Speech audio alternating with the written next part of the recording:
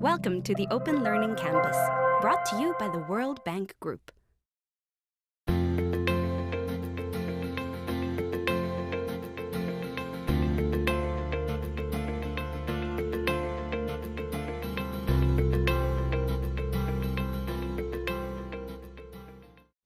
Earlier, we learned to better understand the urgency for acting now, acting together, and acting differently. Although there are many benefits to taking immediate climate action, a lot remains to be done.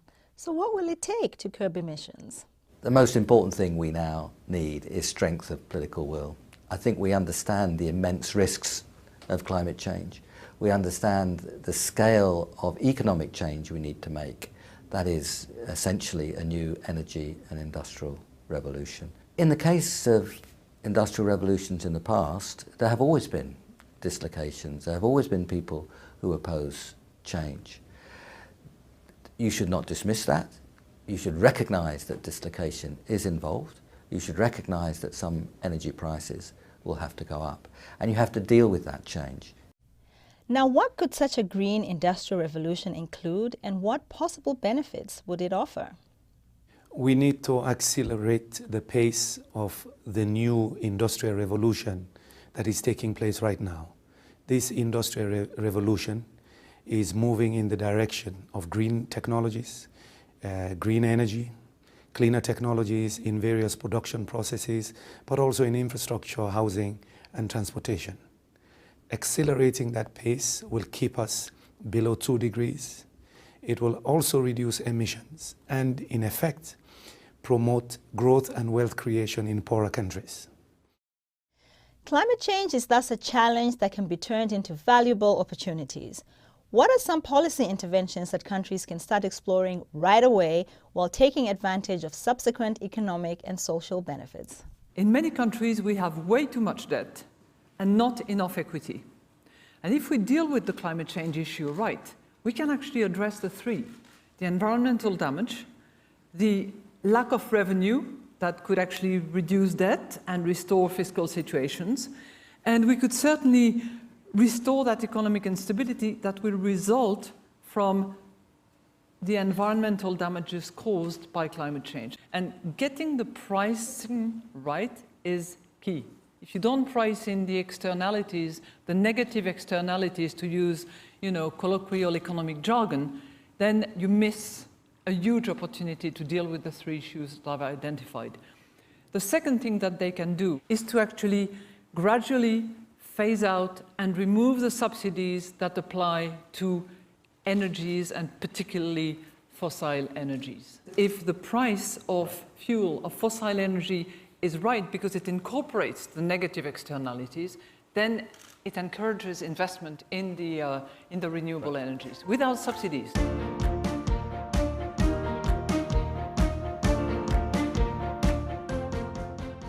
We have a 5-point plan. For us, probably the most important thing we need to do is to put a price on carbon. The second is to remove fossil fuel subsidies, over $500 billion a year in fossil fuel subsidies. We have to improve energy efficiency and renewable energy use. We've really got to focus on building low carbon resilient cities. And then finally, we've got to do a lot more in the area that we call climate smart agriculture. And we are in the politically incorrect moment when we have to say that adaptation is simply not going to be enough. If 40% of the maize crop in sub-Saharan Africa will disappear within 20 years, that's not my grandchild's problem, right? That's our problem. How are countries already acting now, together and differently, on climate change? Let's start with the Philippines, where flooding, disasters, and more intense cyclones due to climate change are putting huge amounts of the population at risk, especially the poor people who live in areas prone to these events. How has this motivated the government to invest in mitigation and adaptation now? It says one single incident can impact our GDP between 2 to 3% of GDP. Now, for a developing country that really works so hard to grow our economy, 2 to 3% wipes out all the gains that we have worked for the longest time. More importantly, it impacts the poorest and not so much those resilient cities in our country. First, it impacts the fisher folks. About less than half of the fisher folks are poor in our country. It impacts the farmer households. And more important, in urban cities, it impacts the informal settlers who live in areas that are prone to dangers. The case for acting now is thus essential. But when it comes to thinking differently, countries should first identify what has hampered action on climate change to date and then seek solutions around those obstacles. What problems were encountered in the Philippines and how did the government respond to them? Now, what's the problem? Our problem is that we have attended to this in silos. There has never been a cohesion in a harmonized approach to this problem. And part of the solution is the budget. And we force this harmonization by forcing institutions and policies to harmonize, and more importantly, to reflect that into the budget, which is really the most tangible manifestation of government priorities. So we have increased our expenditure for climate mitigation and expense by about 40% from 2008 to 2008. And we're increasing that to about 57 billion pesos for this one, a big chunk of which will go to just relocating informal settlers from the cities away from areas where the floods would come. Moving to another part of the world, sub-Saharan Africa, we see that countries are already experiencing the serious impacts of climate change. One of the most vulnerable sectors is agriculture. In Zambia, this has been evident for a long time, and this is why the government has decided to reallocate resources that can help stall these effects now. By channeling resources, especially in the agriculture sector, to climate change adaptation programs, we are really trying to forestall the inevitable. In fact, what has happened over the decade, in fact 30 years, has been that for Zambia we've lost in GDP terms over $10.8 billion through climate droughts and floods. And this accounts for about 4% of annual growth over the year.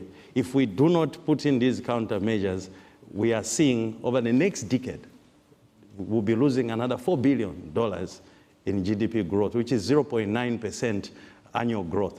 Then we are seeing another 300,000 of our people being thrust down into the poverty trap. So rather than forestall, enjoy now, it is better that we realign ourselves, position ourselves in the long term by assigning resources to long-term programs that are going to reposition ourselves and create wealth, employment among our people. Due to the effects on key sectors such as agriculture, there is a strong case for acting together across sectors and across government entities.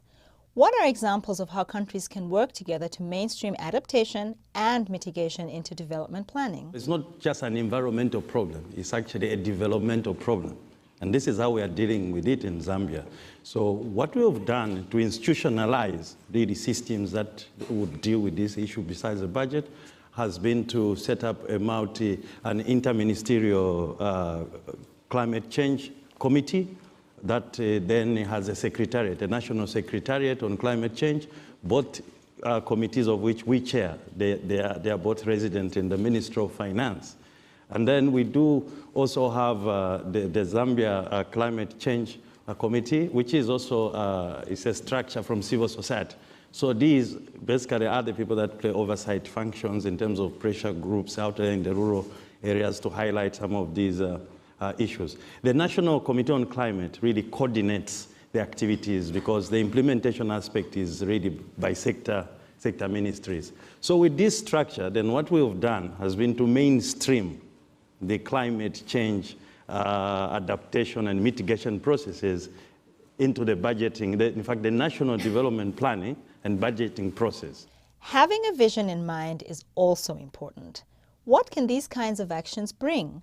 What is the vision for Zambia when implementing such efforts to mitigate and adapt to climate change?